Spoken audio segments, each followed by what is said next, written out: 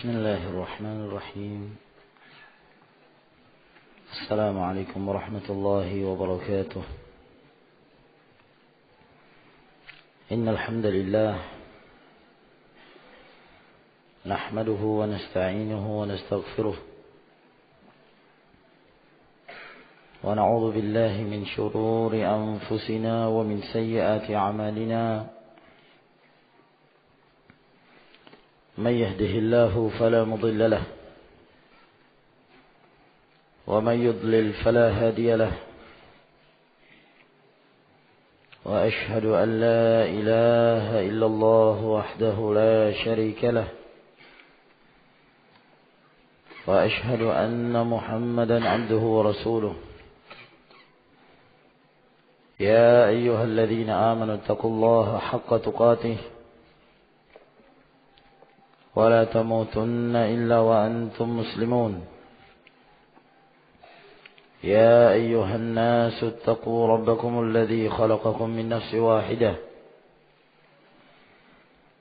وخلق منها زوجها وبث منهما رجالا كثيرا ونساء. واتقوا الله الذي تساءلون به والأرحام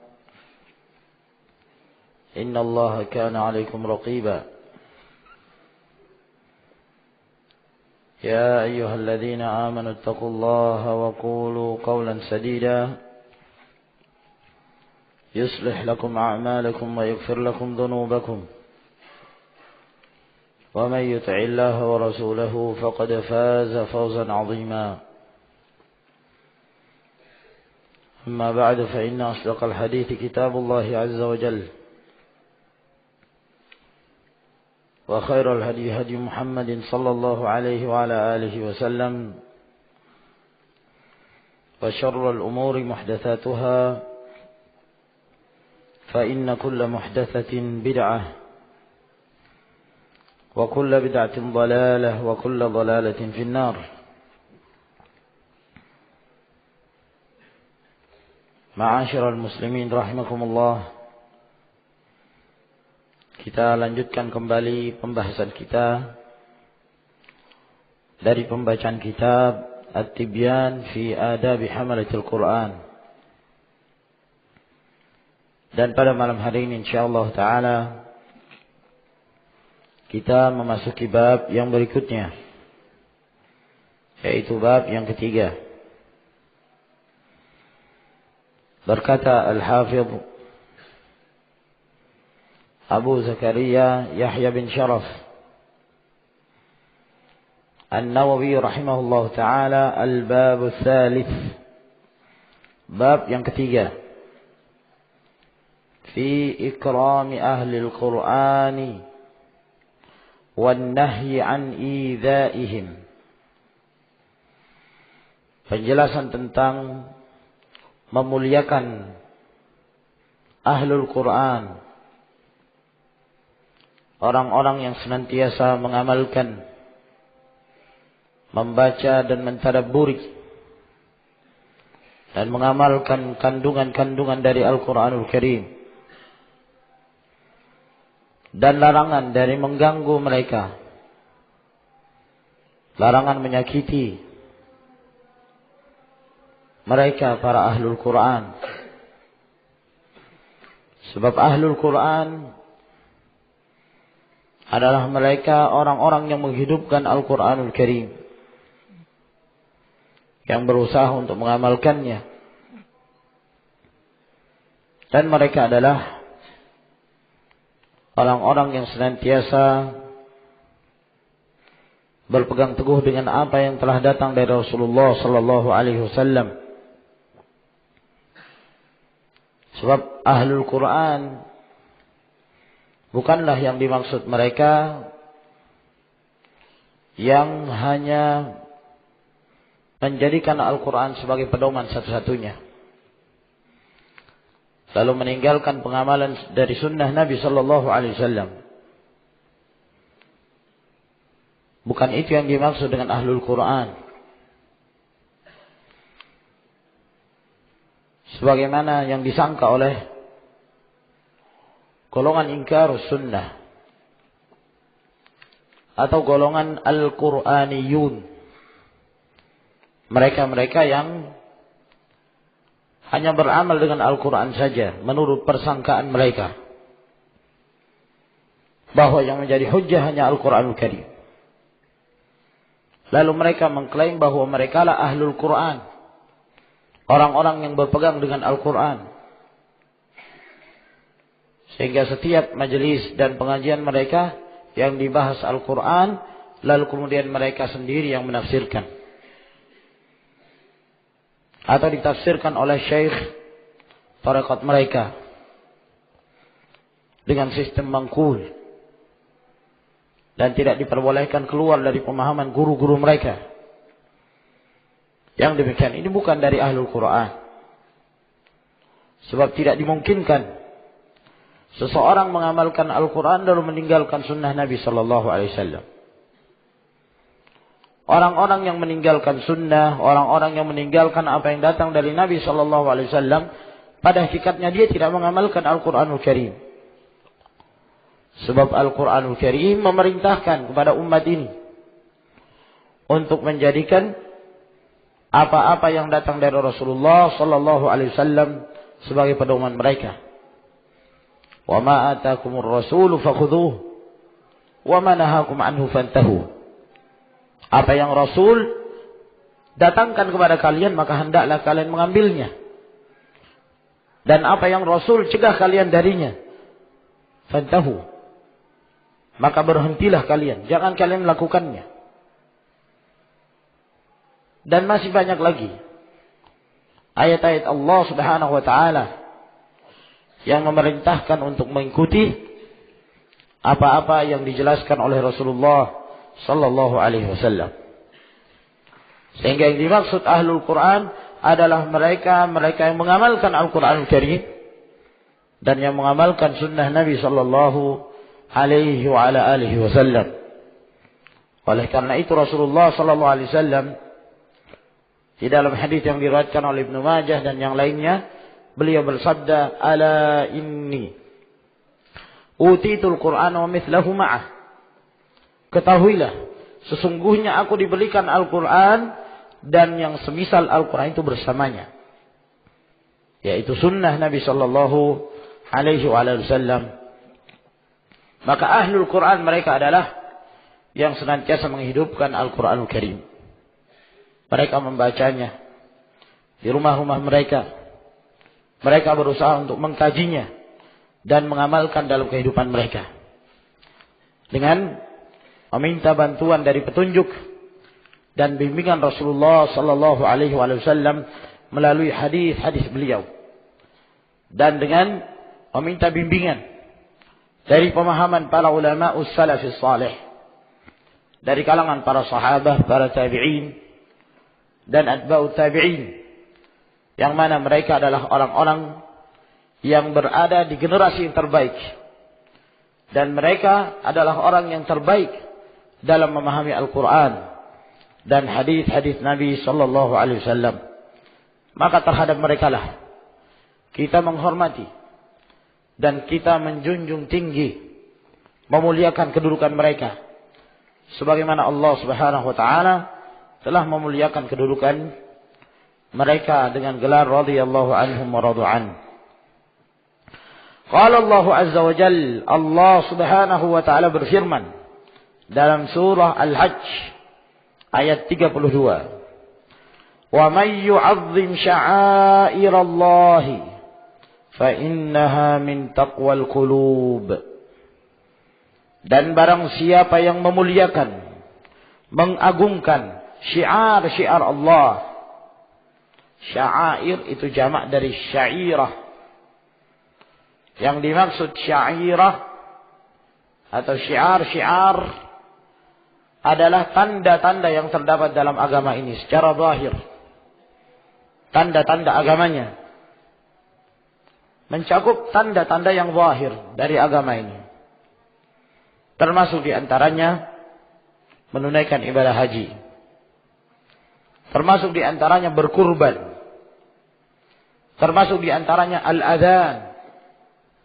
termasuk di antaranya salatul jamaah, termasuk di antaranya masjid-masjid Allah Subhanahu wa taala dan yang lainnya dari yang zahir dari syiar-syiar dalam Islam. Ini semuanya termasuk dalam keumuman dari firman Allah Subhanahu wa taala, sya'airullah. Syiar-syiar Allah Subhanahu wa taala. Dan termasuk di antara syiar-syiar Allah adalah ahlul Quran. Orang-orang yang menghidupkan Al-Quran Karim. Orang-orang yang mengamalkan Al-Quran Karim. Orang-orang yang mempelajari Al-Quran dan mengajarkan Al-Quran kepada yang lainnya. Maka Allah Subhanahu wa taala menjelaskan bahwa barang siapa yang mengagungkan syiar-syiar Allah, fa innaha min taqwal qulub. Sesungguhnya ini termasuk di antara ketakwaan hati. Termasuk di antara kebaikan. Kebaikan itu adalah mencintai apa-apa yang dicintai Allah Subhanahu wa taala. Dan Allah Subhanahu wa taala telah menjadikan di kalangan umat ini ahlul Quran. Orang-orang yang menghidupkan Al-Quran dan sunnah Nabi-Nya sallallahu alaihi wasallam, mereka adalah orang-orang yang dicintai Allah Subhanahu wa taala. Maka dengan mencintai mereka, maka kita mengagungkan dan memuliakan syiar-syiar Allah Subhanahu wa taala. Kapan kita melihat ada seseorang yang semangat mempelajari Al-Quran, belajar Al-Quran, tajwid, lalu mempelajari makna-maknanya, dan dia mengamalkan bersungguh-sungguh dalam mengamalkannya dalam kehidupannya, maka kita berusaha untuk cinta kepada mereka. Kita berusaha untuk cinta kepada mereka, karena mereka adalah orang-orang yang dicintai Allah Subhanahu wa taala.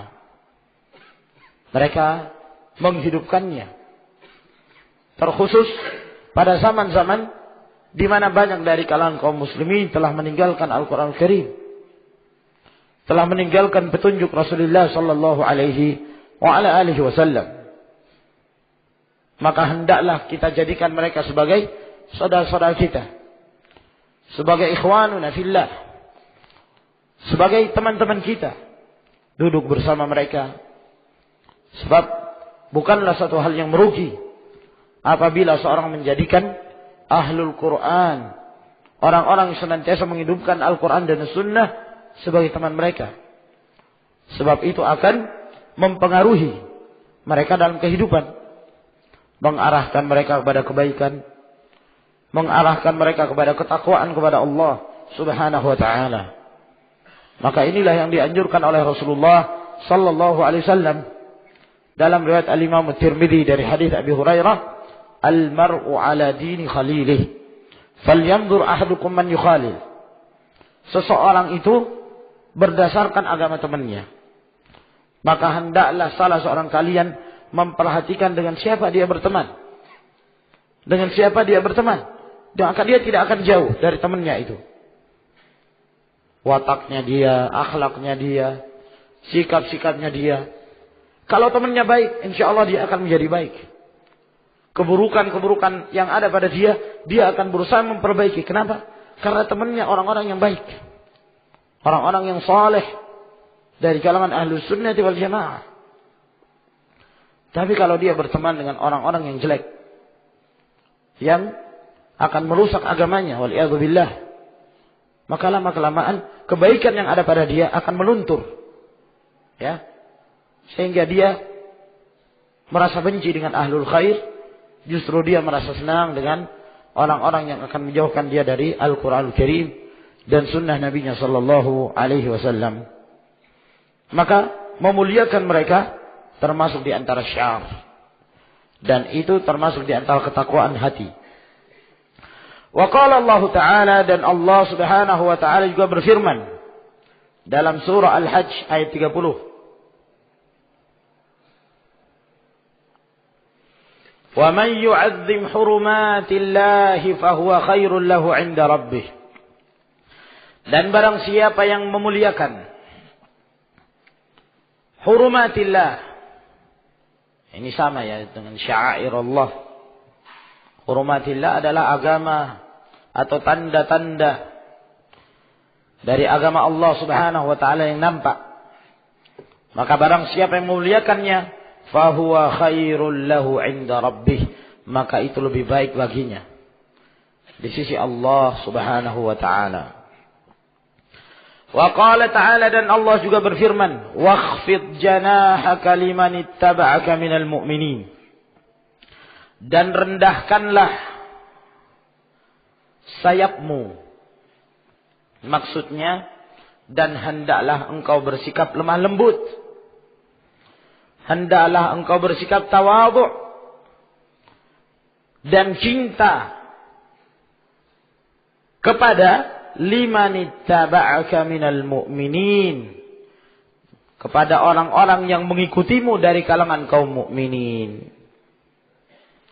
Allah Subhanahu wa taala memerintahkan kepada Rasulnya sallallahu alaihi wasallam untuk bersikap lemah lembut kepada orang-orang yang mengikutinya dari kalangan kaum mukminin. Karena yang mengikuti Rasulullah sallallahu alaihi wasallam, mereka adalah orang-orang yang dicintai Allah Subhanahu wa taala. Maka lemah lembutlah terhadap mereka. Ya. Cintailah mereka. Perbaikilah dalam bergaul dengan mereka. Ini perintah Allah kepada Rasulnya sallallahu alaihi wasallam. Maka tentunya perintah kepada Rasulnya adalah perintah kepada umat ini, yang menjelaskan wajibnya bagi kita untuk cinta kepada kaum mukminin, berbuat baik kepada mereka, merendahkan diri kita di hadapan mereka, lemah lembut, tidak bersikap kasar terhadap kaum mukminin. Kenapa? Karena mereka adalah orang-orang yang mengharapkan keridhaan Allah Subhanahu wa taala. Dengan ketulusan mereka, mereka mengikuti jejaknya Rasulullah sallallahu alaihi wasallam. Liman ittaba'aka minal mu'minin, kepada orang-orang yang mengikutimu, yang mengikuti Rasulullah sallallahu alaihi wasallam dari kalangan kaum mukminin. Maka di dalam ayat ini Allah Subhanahu wa taala memperingatkan kepada umat ini agar hendaklah mereka bersikap lemah lembut kepada para pengikut Rasulullah sallallahu alaihi wasallam, yang menampakkan secara zahir mereka mencintai Rasulullah alaihi salatu wassalam, dan mereka berusaha untuk mengikutinya dalam kehidupan mereka dengan menghidupkan sunnah Nabi sallallahu alaihi wasallam. Maka cintailah mereka.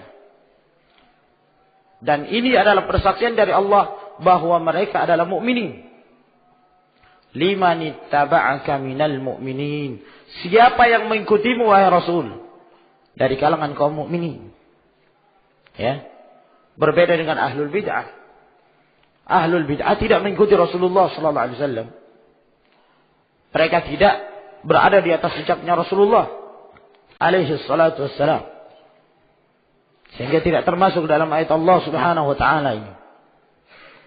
Bahkan ayat ini menjelaskan dan kabar gembira bagi mereka-mereka yang bersungguh-sungguh untuk berusaha mengikuti jejak Rasulullah sallallahu alaihi wasallam. Semoga Allah Subhanahu wa taala masukkan kita sekalian di antara kaum mukminin yang disebutkan Allah Subhanahu wa taala dalam firman-Nya ini. Wa qala ta'ala, dan Allah juga berfirman dalam surat Al-Ahzab ayat 58.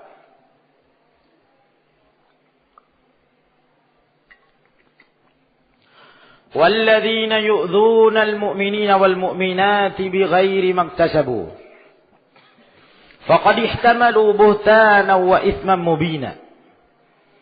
Dan orang-orang yang menyakiti kaum mukminin dan mukminat dengan selain apa yang mereka amalkan,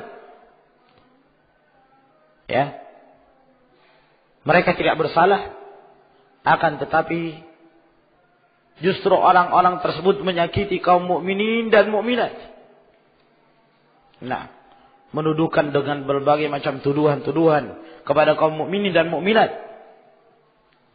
Faqad ihtamalu buhtanan wa itsman mubina. Maka Allah Subhanahu wa taala mengatakan, mereka-mereka itu yang menyakiti kaum mukminin dan mukminat, sungguh mereka telah memikul kedustaan dan dosa yang nyata. Maka di dalam ayat ini Allah Subhanahu wa taala memperingatkan kepada manusia agar hendaklah mereka berhati-hati. Jangan sampai mereka menyakiti kaum mukminin dan mukminat. Padahal mereka tidak bersalah. Mereka ingin melakukan kebaikan, tapi justru manusia mencelah. Mereka ingin menghidupkan Al-Quranul Karim. Mereka ingin mengamalkan Al-Quran dan sunnah Nabi SAW. Akan tetapi justru mereka mencela, menyakiti, menuduh dengan berbagai macam tuduhan. Kata Allah, hati-hati mereka itu. Orang-orang yang menyakiti kaum mukminin dan mukminat dengan selain apa yang mereka kerjakan. Dengan selain apa yang mereka lakukan. Maka sungguh telah mereka memikul kedustaan. Dan dosa yang nyata. Menunjukkan bahwa ini dosa besar. Menyakiti kaum mukminin dan mukminat. Ya. Demikian banyak ma'asyiral ikhwah rahimakumullah. Dari kalangan manusia yang menyakiti kaum mukminin dan mukminat. Yang menyakiti orang-orang yang hendak mengamalkan amalan-amalan yang saleh. Dituduh dengan berbagai macam tuduhan. Diteror dengan berbagai macam teror. Ya. Padahal mereka menghendaki kebaikan. Mereka mempelajari Al-Quranul Karim, namun dianggap dengan berbagai macam tuduhan. Dianggap sebagai terorisme lah. Dianggap sebagai irhabi. Dianggap sebagai orang yang mendatangkan ajaran baru dan seterusnya. Padahal yang mereka amalkan terdapat dalam Al-Quran. Terdapat dalam hadis-hadis Nabi sallallahu alaihi wa ala alihi wasallam. Sehingga ma'asyiral ikhwah rahimakumullah, hendaklah yang menjadi patokan dalam mengukur kebenaran adalah Al-Quran dan As-Sunnah. Bukan ucapan orang. Walaupun kebanyakan dari manusia mengucapkan itu. Walaupun mayoritas dari kalangan manusia mereka mengucapkan itu. Akan tapi kalau itu adalah kebatilan berdasarkan Al-Quran dan Sunnah Nabi SAW, kita harus mengatakan kebatilan. Tanpa memandang banyaknya orang yang mengatakannya. Wa in tuti' aktsara man fil ardi yudhilluka an sabilillah. Kalaulah sekiranya kalian mentaati kebanyakan dari kalangan manusia, maka mereka akan menyesatkan kalian dari jalan Allah Subhanahu wa taala. Ayat-ayat yang disebutkan oleh Al-Imam An-Nawawi rahimahullah taala ini menjelaskan kepada kita tentang wajibnya bagi kita membela kaum mukminin, cinta kepada mereka, bersikap loyal kepada kaum mukminin, dan tidak diperbolehkan bagi kita untuk menyakiti mereka sedikit pun tanpa dosa yang mereka lakukan. Ya, padahal mereka berusaha untuk mengikuti Rasulullah SAW. Mereka berusaha untuk memperbaiki kondisi umat. Maka hendaklah kita cinta kepada mereka. Kita menghormati mereka. Tidak sebagaimana kebiasaan orang-orang fasik yang membenci kaum mukminin dan mukminat. Pada saat mereka melihat kaum mukminin, mereka menjalankan apa yang diperintahkan Allah Subhanahu wa taala, maka timbul kebencian dalam hatinya. Nah, ini jangan sampai demikian keadaan kita. Waliyadzubillah. Apabila salah seorang dari kita merasakan itu, tatkala melihat ada orang yang berbuat kebaikan justru timbul kebencian pada diri kita, maka periksa diri kita, koreksi, segera kita perbaiki, menunjukkan ada penyakit yang harus kita keluarkan, yang harus kita sembuhkan, ya, dengan segera introspeksi diri, kembali kepada Al-Quran, cek diri kita, kembali kepada Sunnah Nabi Sallallahu Alaihi wa ala alihi wasallam. وفي الباب حديث أبي مسعود الأنصاري وحديث ابن عباس المتقدمان في الباب الثاني.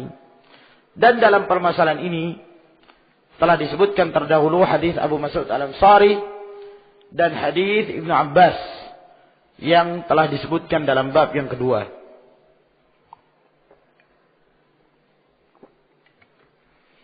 Wa an Abi Musa Al-Asy'ari radhiyallahu anhu qala.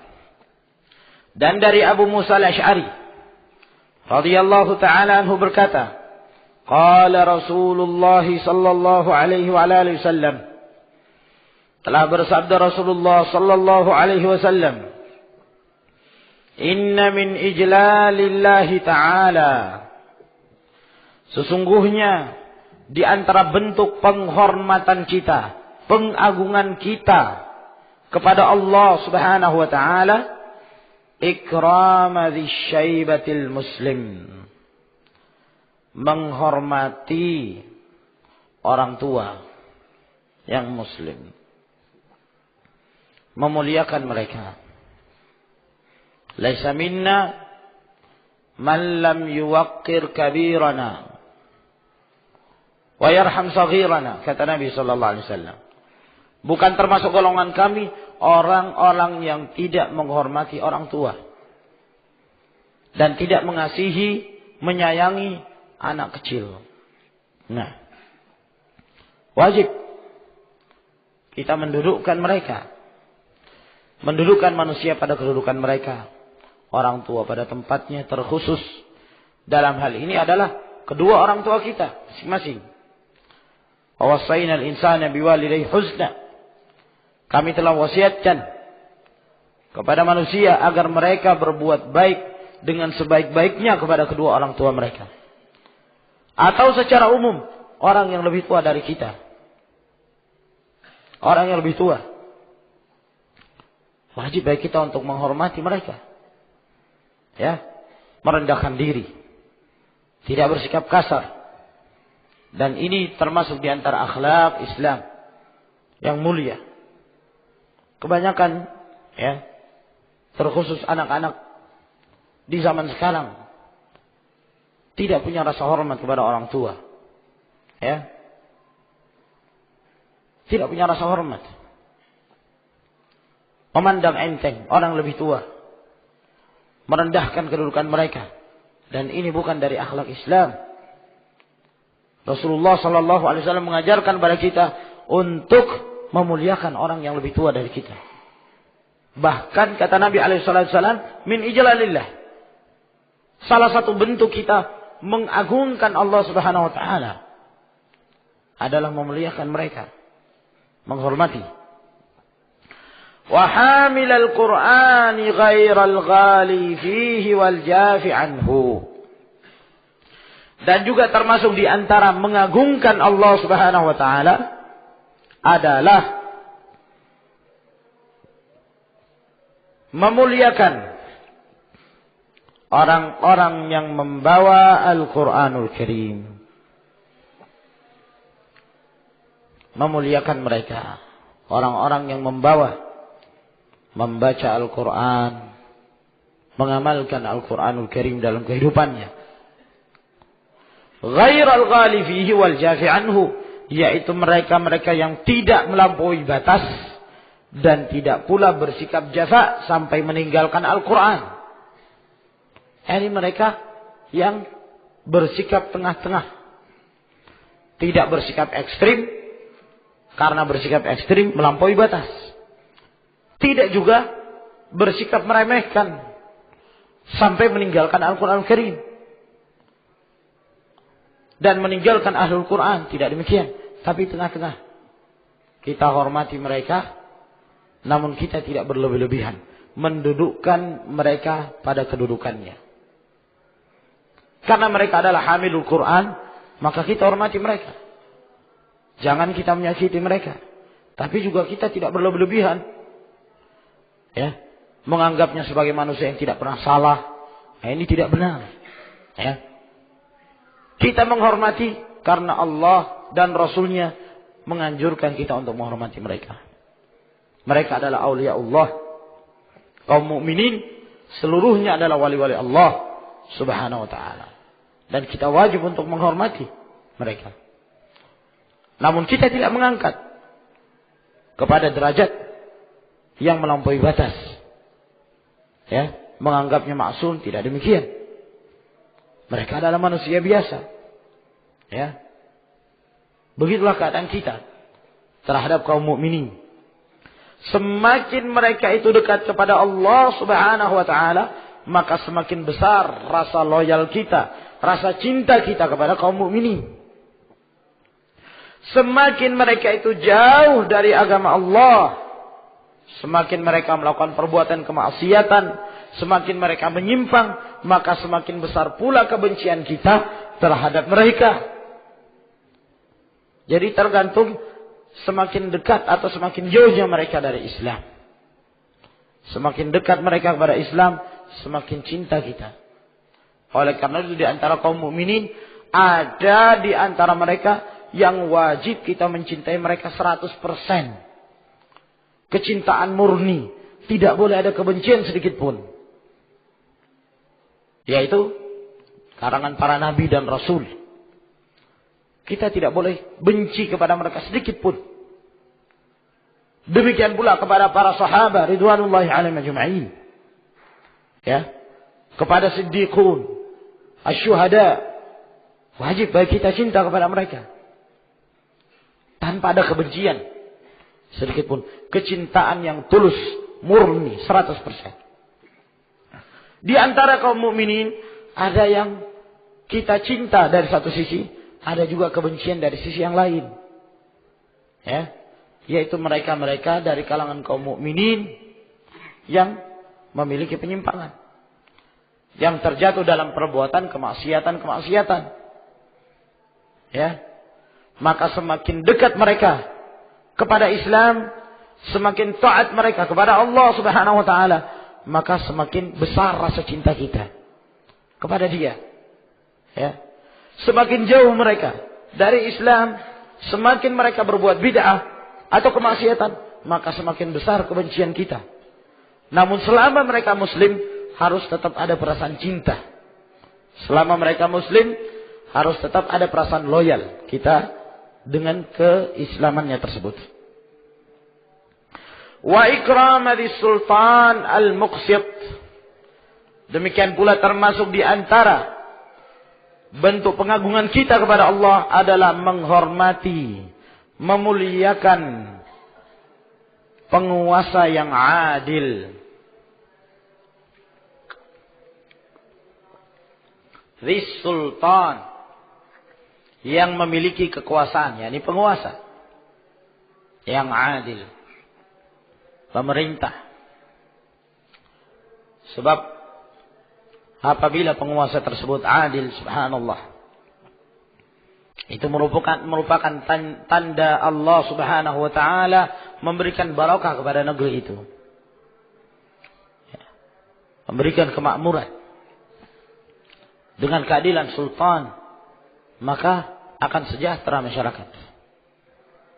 Nah, sehingga apabila ada sultan yang adil, berhukum dengan hukum Allah Subhanahu wa taala, menegakkan syariat Allah Azza wa Jalla di muka bumi ini, maka sudah sepatutnya kita untuk cinta kepada mereka, kita muliakan, ya, dan tidak menyakiti mereka. Sultan lalu bersikap adil. Sebab ini adalah suatu hal yang sangat jarang sekali. Kebanyakan dari mereka setelah mereka diberi jabatan, kekuasaan, manzilah, punya kekuatan, kebanyakan dari mereka lalai dari Allah Subhanahu wa taala. Terpengaruh dengan kehidupan dunia, harta, sehingga menyebabkan mereka lalai dari ibadah. Sehingga tidak sedikit dari para penguasa yang fasik, yang zalim. Walaupun kita sebagai seorang muslim wajib hukumnya untuk ta'ah kepada penguasa muslim. Apakah penguasa itu orang yang bertakwa ataukah orang yang zalim? Tidak ada perbedaan. Selama mereka memerintahkan dalam perkara-perkara yang bukan kemaksiatan kepada Allah Subhanahu wa taala. Itu adalah merupakan manhaj Islam, pendirian dari Ahlus Sunnah wal Jamaah. Akan tetapi tak kala ada penguasa adil, subhanallah, ya, menunjukkan bahwa dia bersabar dari kehidupan dunia, tidak terlena dengan dunia, ya, tidak terpengaruh dengan dahsyatnya fitnah. Dia bersabar, dia menegakkan hukum Allah Subhanahu wa taala di muka bumi. Ini adalah kemuliaan yang besar. Sehingga wajib bagi kita untuk memuliakan mereka-mereka yang menghidupkan hukum-hukum Islam, yang menerapkan syariat-syariat Allah Subhanahu wa taala di muka bumi di saat mereka diberi kekuasaan. Sebab ini merupakan salah satu tanda ya memuliakan dan mengagungkan Allah Subhanahu wa taala. Hadis ini diriwayatkan oleh Abu Dawud dan hadis ini hasan. Juga dihasankan oleh Al-Albani rahimahullahu taala dalam Sahih Al-Adab Al-Mufrad. Wa an Aisyah radhiyallahu anha qalat, dan dari Aisyah radhiyallahu taala anha beliau berkata, amarana Rasulullah sallallahu alaihi wasallam. Rasulullah sallallahu alaihi wasallam telah memerintahkan kami an nunzilan nasa manazilahum, agar kemudian kami menempatkan manusia pada kedudukan mereka.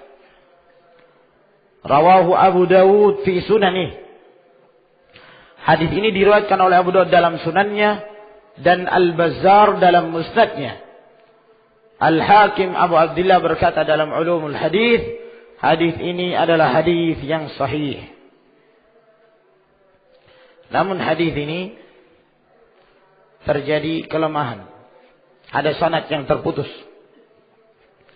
Maimun bin Abi Syabib tidak mendengarkan hadis ini dari Aisyah radhiyallahu taala anha, sebagaimana yang dijelaskan oleh Abu Daud sendiri.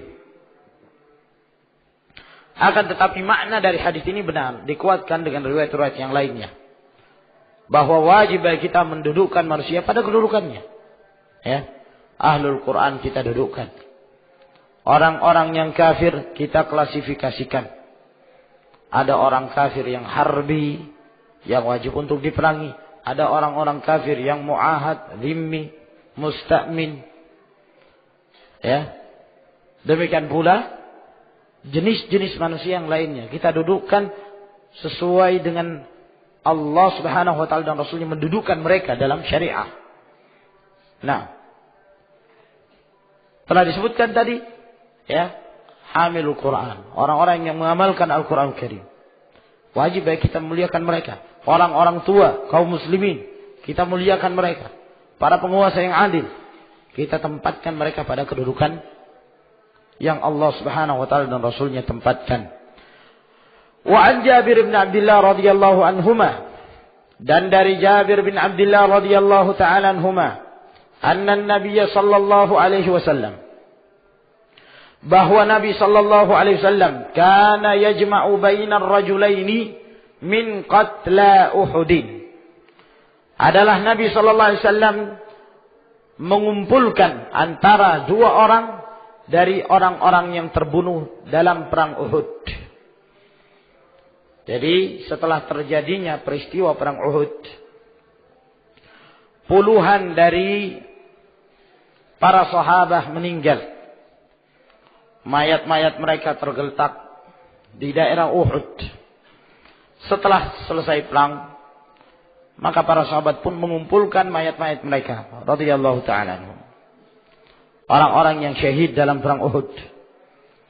Ya, untuk mereka makamkan. Pada saat mereka hendak makamkan, maka mereka berusaha untuk mencari kain kafan untuk menutupi masing-masing dari tubuh mereka yang meninggal.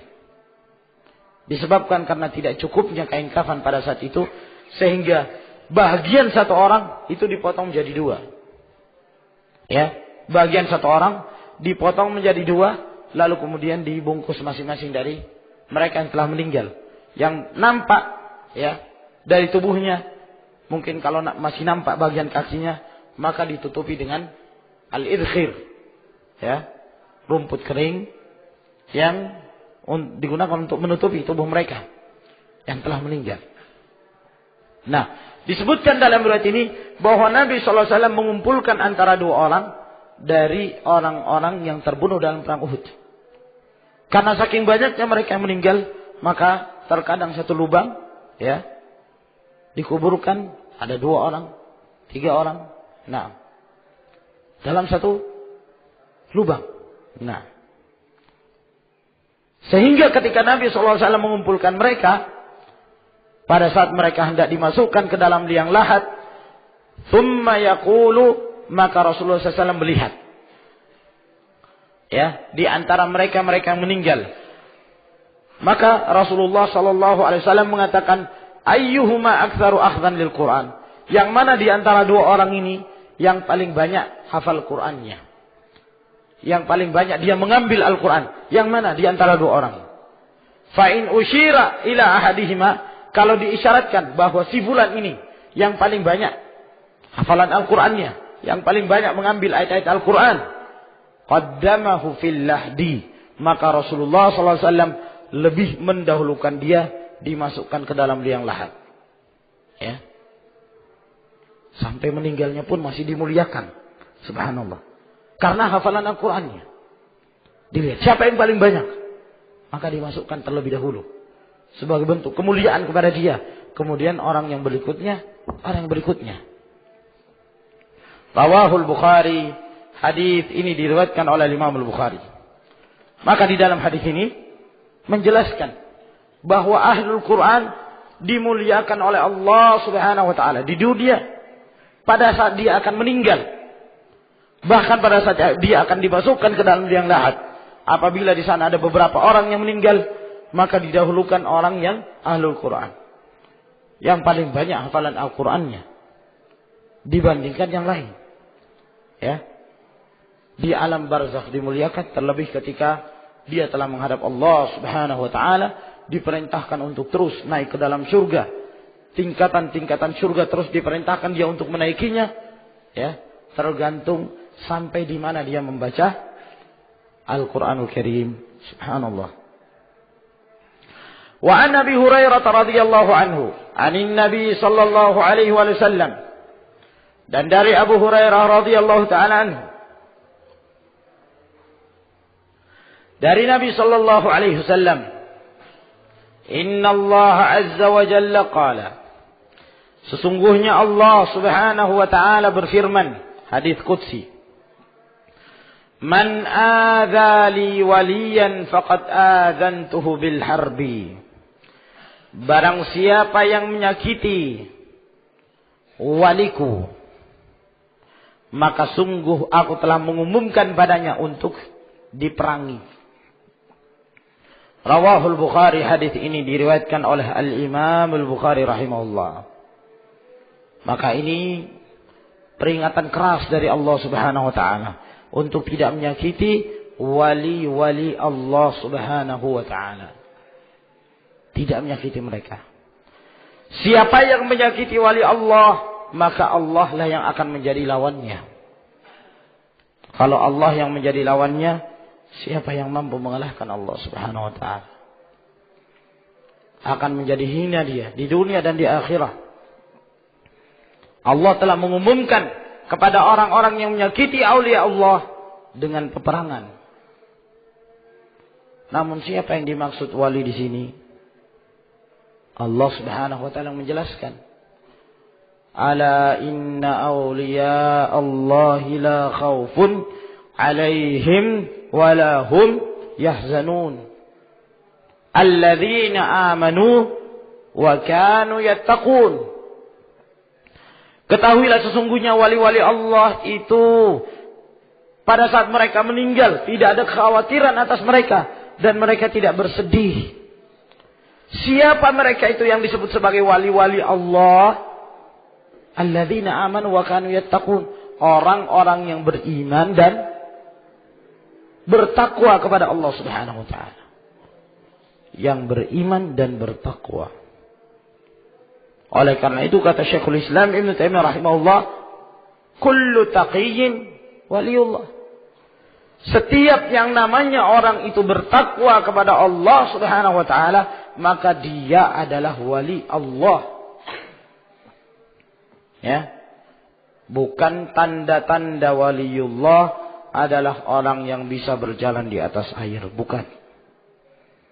Bukan tanda waliullah orang yang bisa terbang di udara dengan memakai sajadah.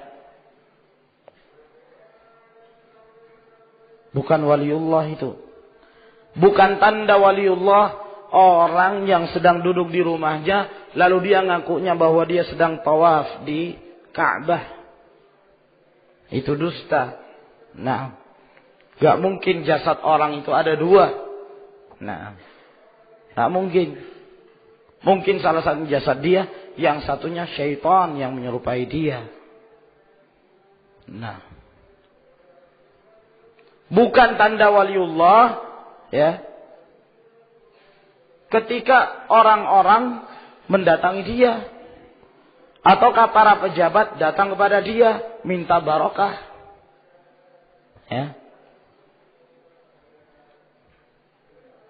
Para pejabat datang ke rumahnya, ya, menyelami, dicium tangannya, dimintai untuk dimasukkan air liurnya. Itu bukan waliullah itu. Nah, ya. Karena ada yang ngaku seperti itu.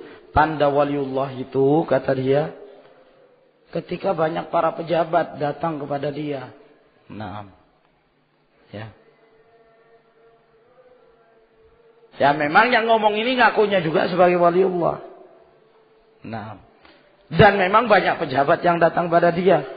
Terlebih-lebih ketika mendekati pemilu. Ya, banyak yang datang minta barokah. Nah, itu bukan demikian ya akhwat. Kullu muttaqin waliullah. Setiap yang namanya orang bertakwa dia adalah wali Allah. Kata Abu Yazid Al-Bustami, demikian pula dari Al-Imam Syafi'i dan yang lainnya. Idza ra'aita rajulan yamshi 'alal ma' wa yatiru fil hawa wa huwa muqassirun fid din falaysa waliyan lillah. Kalau engkau melihat ada orang, dia bisa berjalan di atas air. Dia bisa terbang di atas udara, tapi dia melalaikan agama ini. Salat jamaah enggak pernah kelihatan di masjid. Maka itu adalah wali syaitan, bukan waliullah. Ya. Bukan waliullah. Jadi jangan dipandang dengan kesaktian-kesaktian yang dimiliki. Tanda wali Allah apabila orang itu punya kesaktian. Berapa banyak para dukun itu, tukang-tukang sihir itu, mereka bisa masukkan bola api ke dalam mulutnya. Ya. Mereka dengan pedangnya bisa, ya, mencabik-cabik tubuhnya dalam keadaan tubuhnya tidak terluka sedikit pun. Padahal mereka adalah syaitan-syaitan. Nah, orang nggak pernah sholat. Itu bukan waliullah. Itu wali syaitan. Ya. Makanya ketika Syekhul Islam Ibnu Taimiyah rahimahullah taala berhadapan dengan firqah yang ada di zamannya, Ar-Rifa'iyah, juga disebut firqah Al-Ahmadiyah atau firqah Al-Bata'ihiyah, salah satu tarekat sufiyah, ya, yang sebenarnya pemimpinnya ini orang yang pertama, ya, ini orangnya soleh, ahli ibadah.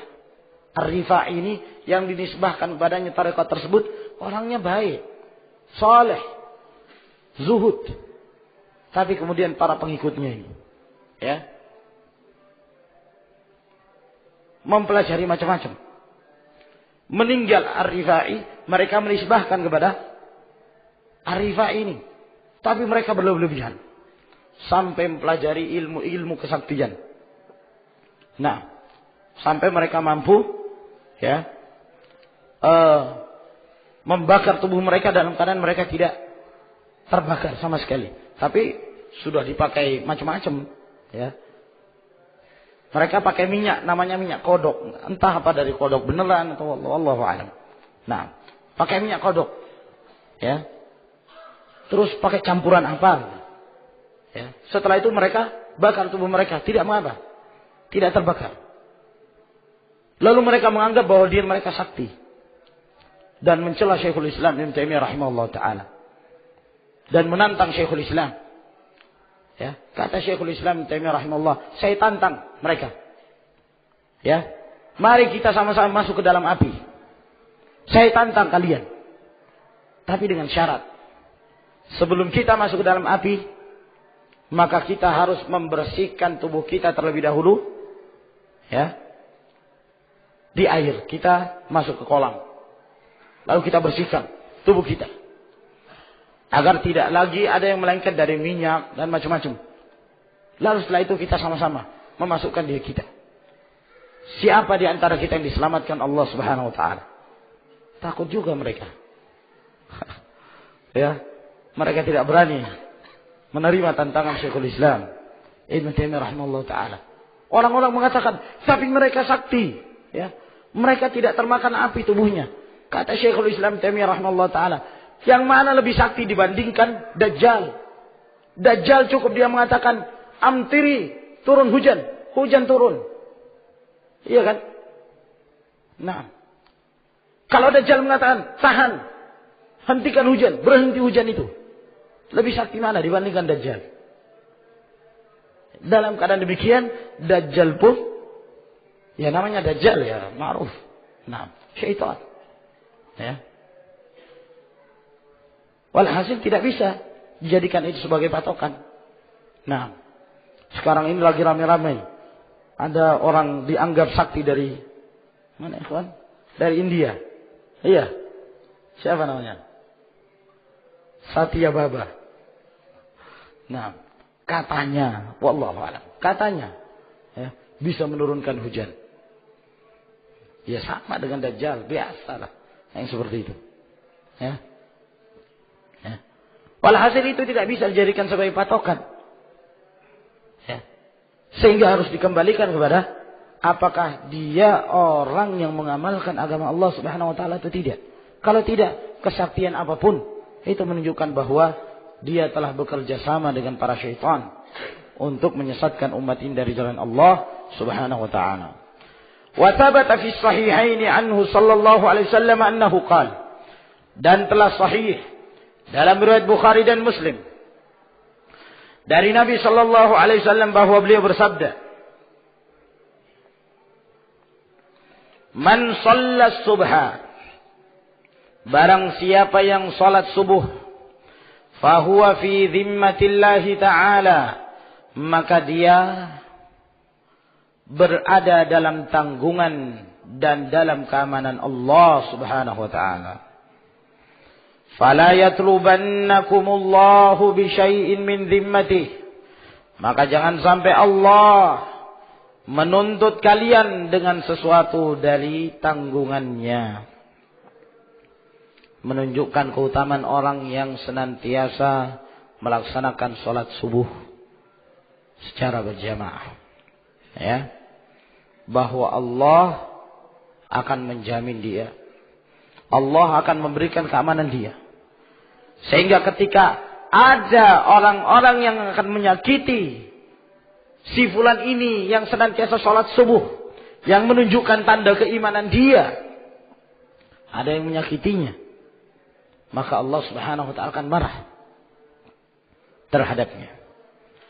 Wa 'anil imamainil jalilain Abi Hanifah wa Syafi'i rahimahumallahu taala, dan dari dua imam yang mulia Abu Hanifah dan Asy-Syafi'i, semoga Allah merahmati keduanya.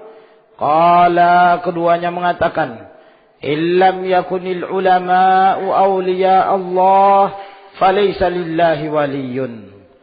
Kalaulah para ulama itu bukan wali-wali Allah, berarti Allah tidak punya wali.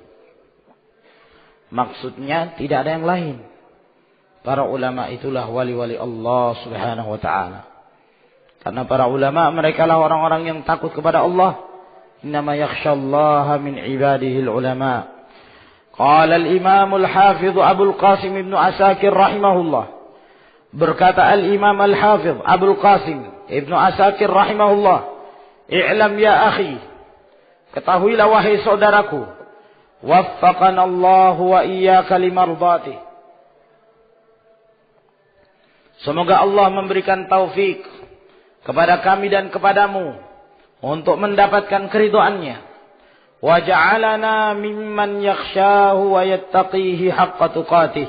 Semoga Allah menjadikan kami dia termasuk di antara orang-orang yang senantiasa takut kepada Allah dan bertakwa kepadanya dengan sebenar-benar ketakwaan.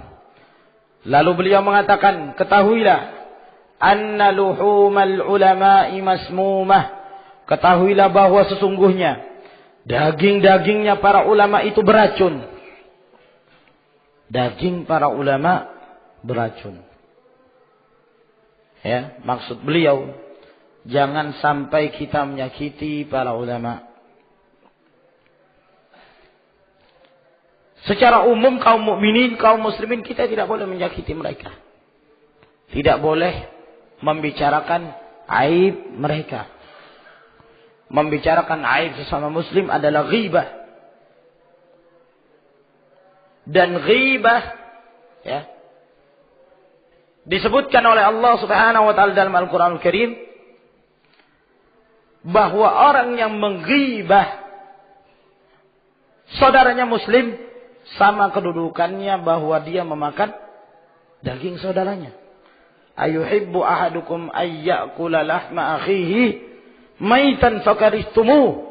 Apakah senang salah seorang kalian ketika dia akan memakan daging saudaranya dalam keadaan bangkai? Tentunya kalian membencinya. Ya.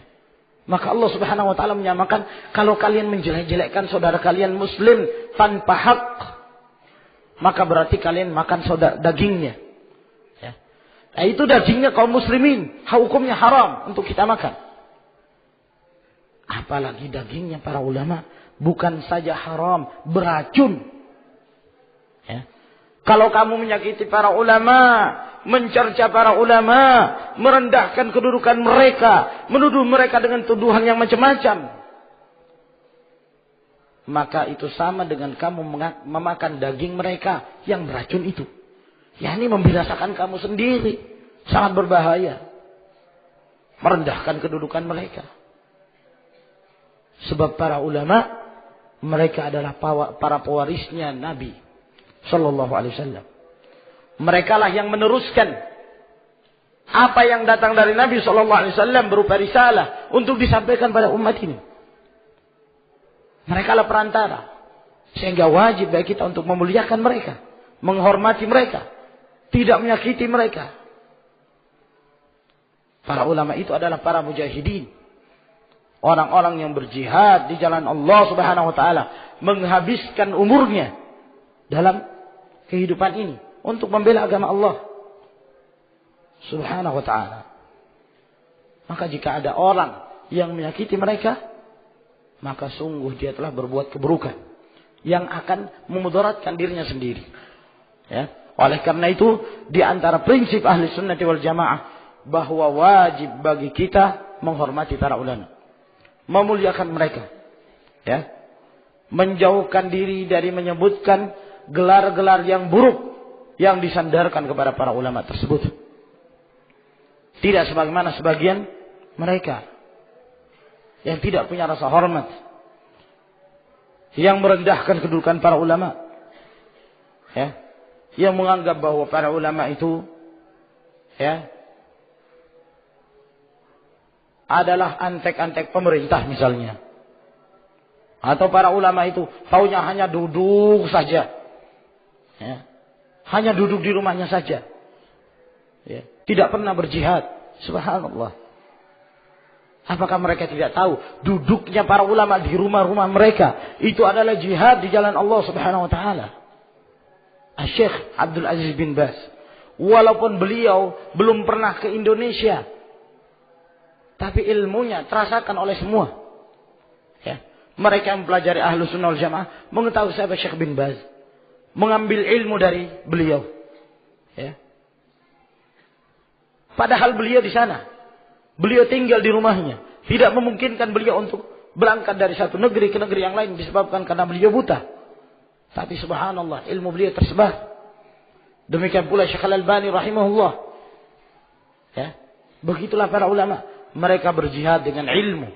Mereka menyebarkan ilmu untuk memberikan hidayah kepada kaum muslimin agar mereka senantiasa berada di jalan Allah Subhanahu wa taala. Orang-orang yang menjelekkan mereka, kebinasaan, ya, di dunia sebelum di akhirat. Dalam hadis yang diriwayatkan oleh Imam Al-Bukhari, hadis Sa'ad bin Abi Waqqas, ya, pada zaman khilafah Umar bin Al-Khattab radhiyallahu taala anhu, ketika Umar radhiyallahu taala anhu mengangkat Sa'ad bin Abi Waqqas menjadi gubernur di Kufah pada saat itu. Di Kufah. Lalu tiba-tiba terdengar berita bahwa orang-orang tidak senang dengan Sa'ad bin Abi Waqqas. Sampai ada yang mengatakan Sa'ad bin Abi Waqqas ini, ya, kunyahnya Abu Ishaq. Sa'ad bin Abi Waqqas ini la yuhsin yusalli. Tidak benar solatnya, jelek kalau dia solat.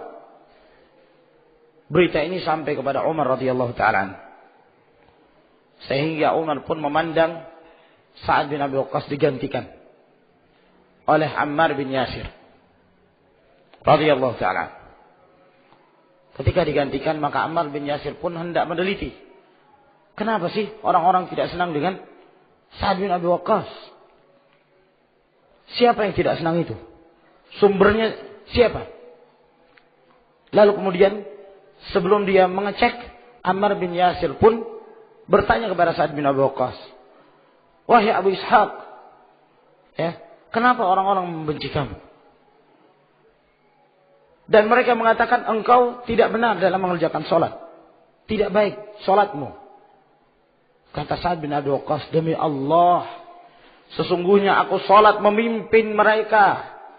Aku tidak meleset sedikit pun dari sholat yang pernah aku lihat Rasulullah SAW mengerjakannya. Aku senantiasa berupaya untuk mengikuti sholatnya Rasulullah SAW. Maka Ammar bin Yasir pun mengirim utusan untuk dicek. Utusan ini dikirim ke berbagai masjid yang ada di Kufah untuk menanyakan pada mereka, apakah kalian tidak senang dengan Sa'ad bin Abi Waqqas? Setelah dicek satu persatu, satu masjid dikunjungi, ternyata mereka semua senang, ya, dan mereka memuji Sa'ad bin Abi Waqqas. Nah, kecuali satu tempat yang ternyata memang di situ provokatornya, ya. Di satu tempat ada masjid. Ditanyakan pada jamaah tersebut, gimana menurut kalian Sa'ad bin Abi Waqqas? Yang lain senang. Tiba-tiba ada seorang yang bernama Usama bin Qatadah. Maka Usama bin Qatadah ini kritikus. Taunya protes. Taunya jadi tukang kritik. Maka dia pun mengatakan, iya, ada apa dengan Sa'ad bin Abi Waqqas? Kata dia, Sa'ad bin Abi Waqqas la yasiru bis-sariyah wa la yuqassim bis-sawiyah wa la ya'dil fil qadiyah. Sa'ad bin Abi Waqqas ini kalau dia mengutus peperangan, dia tidak pernah ikut berperang, taunya mengutus saja. Maksudnya pemimpin ikut juga lah. Ya, taunya kritik, protes. Ya. Biasanya orang-orang yang seperti ini, apa saja yang dikerjakan oleh pemerintah mesti enggak betul. Mesti enggak betul. Ada aja celah untuk mengkritik. Ya. Kata dia Sa'ad bin Abi Waqqas ini, ya, dia tidak pernah ikut berperang. Dan dia tidak membagi harta itu dengan cara yang adil. Dan dia tidak menghukumi dengan cara yang adil. Akhirnya berita ini sampai kepada Sa'ad bin Abi Waqqas radhiyallahu ta'ala. Nah, maka Sa'ad bin Abi Waqqas pun berdoa kepada Allah subhanahu wa ta'ala. Sahabat Nabi sallallahu alaihi wasallam dicela, direndahkan kedudukannya. Sa'ad bin Abi Waqqas ini salah seorang dari sahabat Nabi SAW yang mendapatkan jaminan surga di antara 10 sahabat. Dicela seperti itu. Berdoa Sa'ad bin Abi Waqqas. Ya. Beliau mengatakan, ya Allah, apabila hambamu ini dia mengatakan seperti itu, berdiri di hadapan manusia hanya karena riya dan sum'ah, fa'atil umrahu wa'atil faqrahu wa'asibhu fitnah. 3 doanya. Panjangkan umurnya ya Allah, ya, dan panjangkan kefakirannya, biarkan dia hidup dalam keadaan fakir, dan berikan pada dia fitnah. Dan subhanallah, terkabulkan doanya Sa'ad bin Abi Waqqas. Orang ini hidup sampai tua sekali, ya, sampai tua, dan hidupnya miskin sekali, sangat miskin. Saking tuanya, itu rambut alisnya itu sampai jatuh menutupi matanya. Saking panjangnya, saking tuanya dia. Ya. Dan subhanallah terkena fitnah. Ya, fitnahnya apa? Pada saat tuanya dia seperti itu, ya, taunya di jalan gitu. Nggak ada yang perhatikan. Ya, kalau dia melihat ada anak-anak perempuan, dia ganggu anak-anak perempuan. Nah, ya, ngajak main-main sama anak-anak perempuan. Jadi hina. Nah, ya, orang tua seperti itu suka ganggu anak-anak perempuan. Nah, sambil dia mengatakan, asobatni da'watu Sa'ad, asobatni da'watu Sa'ad. Telah menimpa aku doanya Sa'ad bin Abi Waqqas radhiyallahu ta'ala. Akhirnya kehinaan. Ya, kenapa? Merendahkan kedudukan Sa'ad bin Abi Waqqas radhiyallahu ta'ala anhu. Wa'adatullah fi hatti astari muntaqisihim ma'lumah. Dan kebiasaan yang Allah Subhanahu wa taala tetapkan terhadap orang-orang yang membongkar aibnya para ulama, melemahkan atau merendahkan kedudukan mereka adalah satu hal yang diketahui. Salah satu contoh yang telah kita sebutkan. Wa anna man atlaqa lisanu fil ulama bitsalbi ibtalahu Allah taala qabla mautihi bi mautil qalb. Dan barang siapa yang melepaskan lisannya terhadap para ulama dengan celaan, maka Allah akan memberikan fitnah kepada dia sebelum dia mati. Dengan mati hatinya terlebih dahulu. Dimatikan hatinya sebelum dimatikan jasadnya. Falyahdharil ladzina yukhalifuna an amrih an tusibahum fitnatun aw yusibahum adzabun alim. Maka berhati-hatilah orang-orang yang menyelisihi perintahnya, maka dia akan ditimpa fitnah ataukah dia akan merasakan azab yang sangat pedih. Dalam surah An-Nur ayat 63. Dengan demikian ya ikhwan, kita telah menyelesaikan bab yang ketiga tentang kewajiban memuliakan ahlul Quran. Wallahu a'lam bishawab.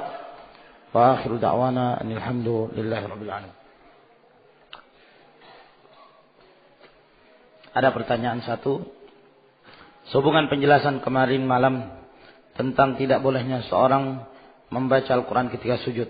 Pertanyaannya, bagaimana dengan berdoa dalam sujud yang doa itu berasal dari Al-Quran? Apakah boleh atau tidak? Yang pertama, kalau seorang hendak berdoa dalam sujud, sebaiknya menggunakan doa-doa yang telah sahih, yang terdapat dalam sunnah-sunnah Nabi Sallallahu Alaihi Wasallam yang pernah beliau ucapkan pada saat sujud. Namun, kalau dia hendak berdoa yang lain, atau ada doa yang hendak dia sampaikan yang itu sesuai dengan yang terdapat dalam Al-Quran, tidak mengapa. Dia mengucapkan itu dengan niat bukan untuk membaca Al-Quran, tapi dengan niat doa. Dengan niat berdoa dan bukan niat membaca Al-Quran Al-Karim. Allahu a'lam. Wa akhiru da'wana alhamdulillahi rabbil alamin. Wassalamualaikum warahmatullahi wabarakatuh.